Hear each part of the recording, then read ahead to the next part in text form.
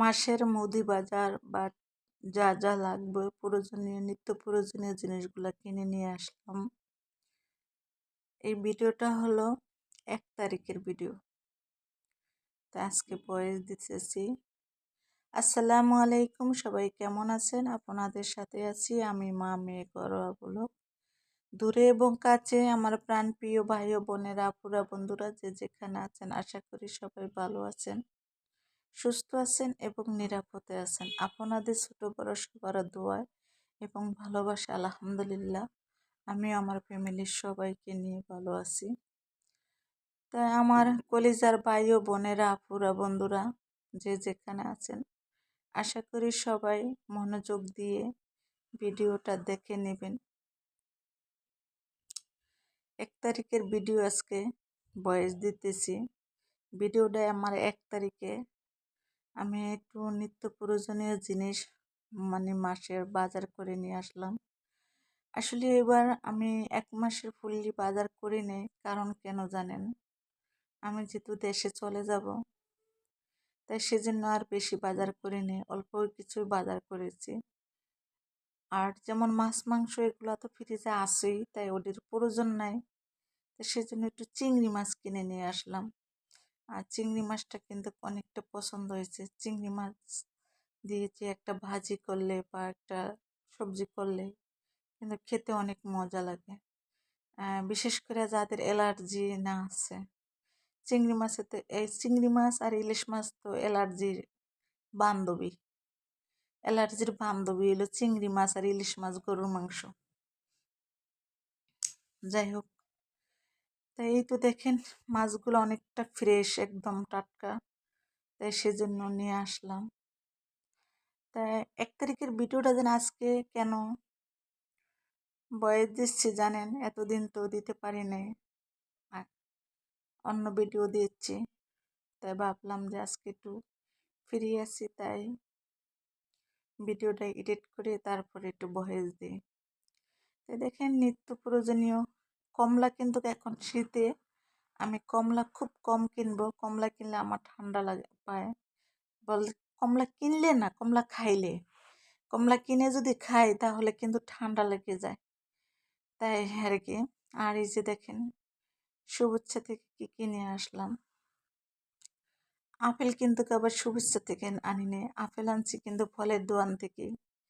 ফলের দোকান থেকে ফল কিনে নিয়ে আসছি, আপেল কিনে নিয়ে আসছি। আর বিশেষ করে আমার বাসায় ফল ফ্রুটটা একটু কম বেশি থাকে।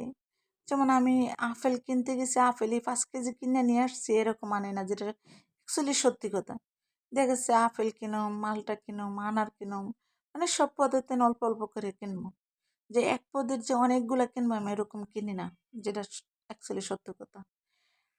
আর কি করলাম, আমরা 3জন মানুষ তো, তা সকালে নাস্তাটা খুব সকাল সকালই খাইছিলাম।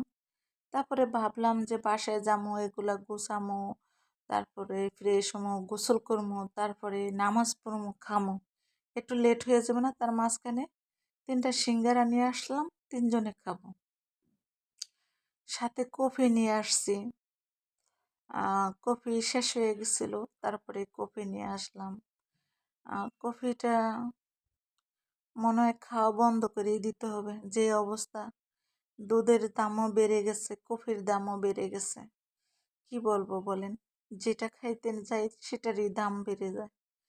যে এখন এমন পর্যায়ে আছি, না খাইয়া পারা যায় না। মনে হয় না খাইলে পারা যাবে, একটু কষ্ট হবে আর কি। খাবারটা ছেড়ে দিলে একটু কষ্ট হবে। তারপরেও চেষ্টা করি যে কম, একটু আগে খেয়েছি বেশি, এখন একটু কম খাবো।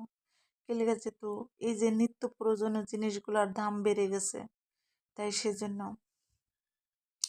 আর এই প্যাকেটে আছে খেজুর। খেজুরটা অনেক ভালো। খেজুরটা জানি কি খেজুর নামটা আমি ভুলে গেছি। খেজুরটা অনেক ভালো। আমি এই যে খেজুরটা ছিঁড়ে এটা একটু হুইঙ্গা দেখলাম, গ্রানটা দেখলাম যে কি অবস্থা, দেখলাম যে না ভালো। আমি একটু আবার ভেঙে দেখলাম যে পোকা আছে কিনা, তাও দেখলাম ভালো, পোকা টোকা নাই। অনেক খেজুরের ভিতরে পোকা থাকে, এই খেজুরটার ভিতরে পোকা নেই। আর খেজুরটা কেন কিনে জানেন? আমার না আসলে খাওয়াটা সঠিক হয় না, তারপর আমি মাঝে মাঝে খাই এই খেজুরটা। আর এই তো এটা আঙ্গুলি কিনে আনলাম। দেখেন মিষ্টি জাতীয় খাবারটা আমার বাসায় না আনাটাই সবচেয়ে উত্তম ভালো, কিন্তু তাও আমি পারি না। আমি আনি, তা আমার জন্য সবাই দোয়া করবেন যে আমি মিষ্টি খাবারটা যে আমি আমার মুখ থেকে ফিরিয়ে নিতে পারি, যে আমি যে না খেয়ে পারি। আর এই ট্যাংটা কিন্তু খেতেই হয়। ট্যাংকের কথা কিছু, ট্যাংটা ডাক্তারও বলছে খাইতে, তা আমিও খাই। না খাইলে আসলে মনে হইতেছে আমার ভালো লাগে না, ক্লান্ত লাগে। ট্যাংকের পানি একটু খাইলে, চিনি দিয়ে খাই না অবশ্য। আর এই যে মুড়ি, এই রুচি মুড়িটা আমার মেয়ের অনেক পছন্দ, সে তার জন্য এই রুচি মুড়িটা আনতে হয়। একটু প্যাকেটটা ছিঁড়ে দিলাম, কারণ হচ্ছে ছিঁড়ে দিলে মুড়ির বক্সটার ভিতরে মুড়িটা বসে পড়ব। সাথে আনলাম নুডলস, ডং ডং চিপস। মানে এই ঢং ঢং চিপস হলো আমার মেয়ের পাগল। অথচ কিন্তু আমার মেয়ে কি বলবো, ছোট না বড়, তাই সে ছোট বাচ্চাদের মতো এগুলা পছন্দ করে। চিপস, আলুর চিপস, ঢং ঢং, পটেটো, এগুলা বেশি পছন্দ করে।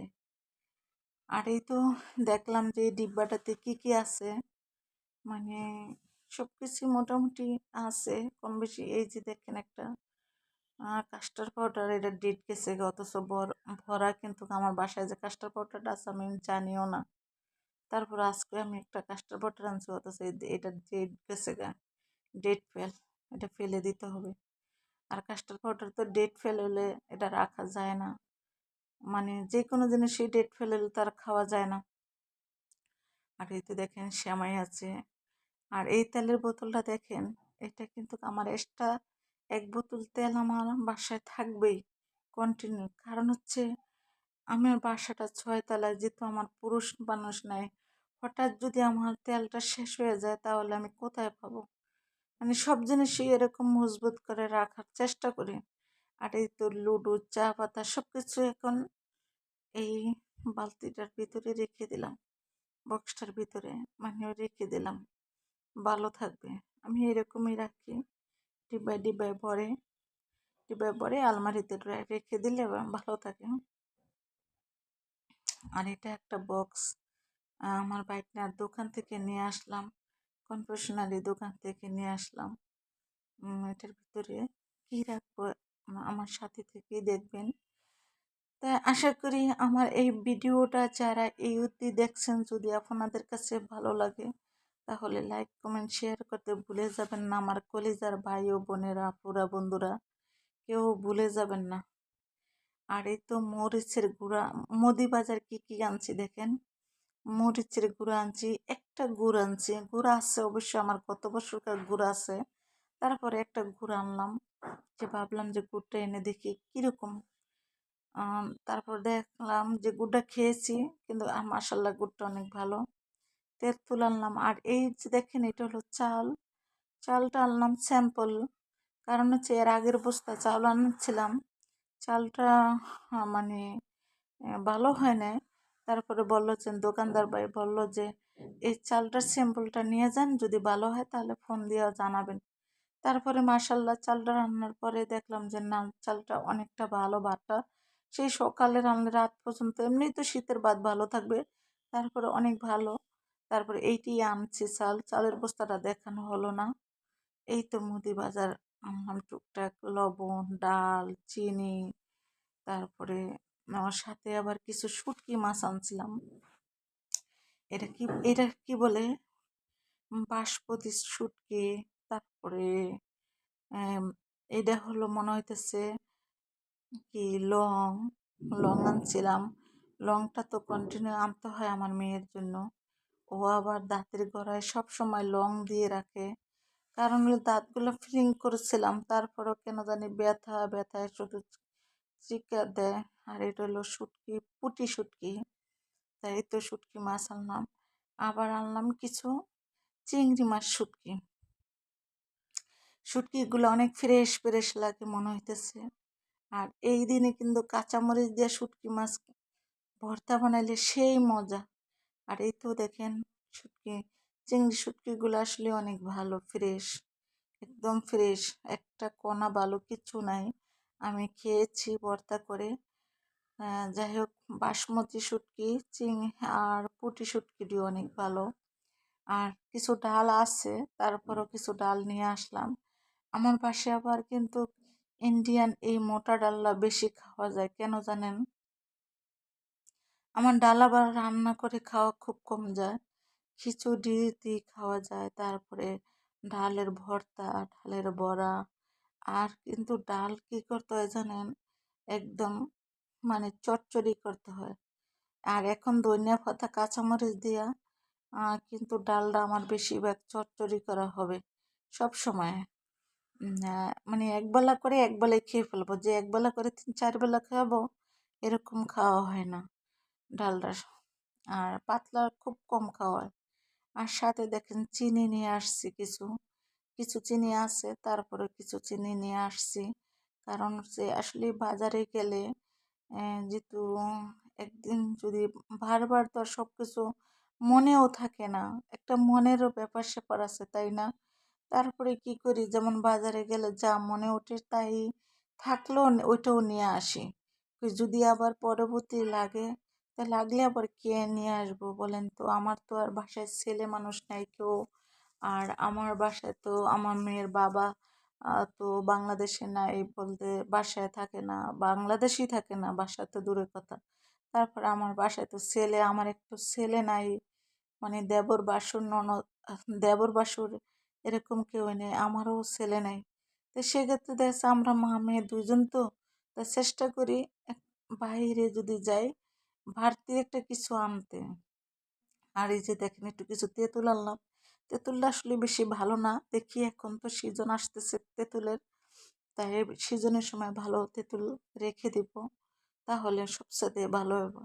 আর কিছু শ্যাম্পু নিয়ে আসছে, আমার মেয়ে আবার সানসিল্ক শ্যাম্পুটা এই পাতাটা দেয়, বা ডিব্বাটা দিতে কয়, মা আমার ডিব্বাটার চেয়ে পাতাটাই ভালো। আমি কি আচ্ছা ঠিক আছে, তাই কিছু শ্যাম্পু আছে, তারপর আবার কিছু নিয়ে আসলাম। কারণ হচ্ছে ভাবলাম যে ওই যে আমি এক কথাই তো বলে দিছি, যদি বাজারে যাই আমার কিছু থাকলো তারপরও ওই জিনিসটাও নিয়ে আসি। দ্বিতীয়বার যে হাতের নাগারে থাকে আর শর্ট যে না পড়ে, শর্ট পড়লে তো অনেক ঝামেলা, তাই না? মানে 6 তলাটা বা 6 তলাটা কিন্তু টাকাটা বড় প্রশ্ন না, আর টাকা বড় ফ্যাট না, ফ্যাট হলো কি জানেন?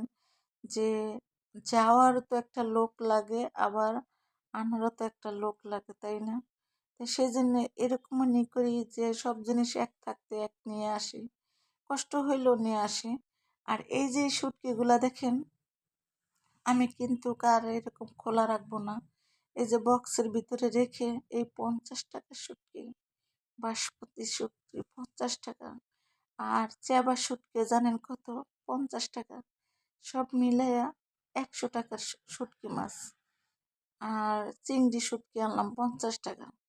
এই 150 টাকা শুটকি মাছ আনলাম। যাই হোক, খেতে তো মজাই লাগবে যদি ভর্তাটা ঠিক মতো করতে পারি। তারপরে ভর্তা করে খেয়ে তারপরে এখন আবার কিন্তু বয়েস দিচ্ছি। আর এই তো উম, শুটকি এই কি বল শুটকি, চিংড়ি মাছ শুটকি। আর এগুলো আমি কি করবো জানেন? এই বক্সে কইরা ফ্রিজে রেখে দেব।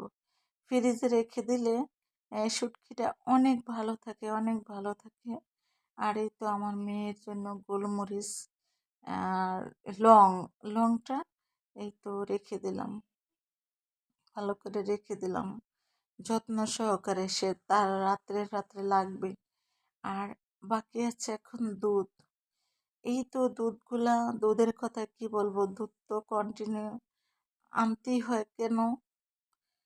আর আমি কিন্তু আরেকটা কথা না বললেই নয়, শুনছিলাম না কি বলে সোয়াবিন তেলের দামটা বেড়ে গেছে। আমি জানি না, আমি এটা 818 টাকা দিয়ে আনছিলাম। আম, তখন লোকটা বলছিল কাপু এটা আমাদের আগের আনা আছে, কিন্তু বেড়ে যাবে দাম। তা সবাই ভালো থাকবেন, সুস্থ থাকবেন, আল্লাহ হাফিজ।